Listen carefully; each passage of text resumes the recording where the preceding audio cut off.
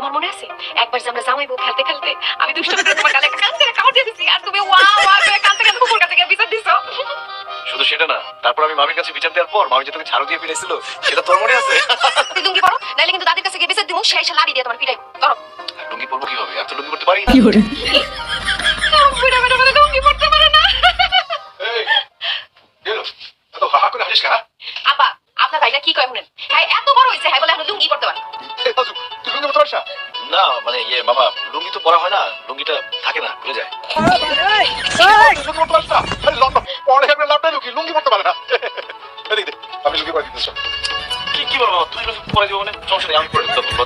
প্রথম মুসলমান হইলো, প্রথম লুঙ্গি তো আমি পরে দিলাম। মাথার উপর কি রাখ, তুমি দিও, তারপরে এই মামা, তোরাকে কিন্তু ফালতাম করতে। no, no, no, no, no.